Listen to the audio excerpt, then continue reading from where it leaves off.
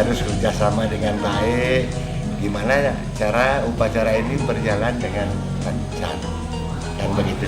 Jadi tetap Pak Jero berdua sambil berdoa, di samping nguput juga upacaranya. Pasti tujuan yang utama gimana umat berdatang meriki dengan perjalanannya baik, selamat, rahayu kan begitu dan selamat.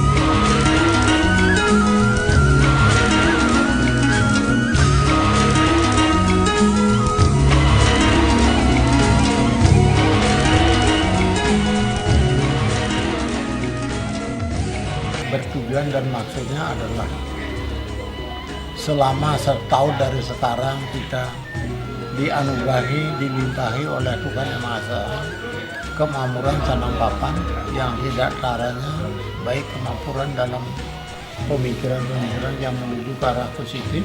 Kita selaku umat Hindu berkewajiban menyampaikan ucapan terima kasih termasuk semua kepada yang dewasa, dan selanjutnya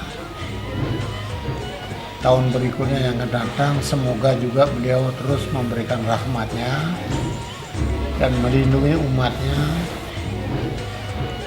biar bisa lebih terhindar dari mara bahaya. Demikian pula tidak kalah pentingnya adalah mohon karunia Sanang Papan sehingga menyebabkan umat Hindu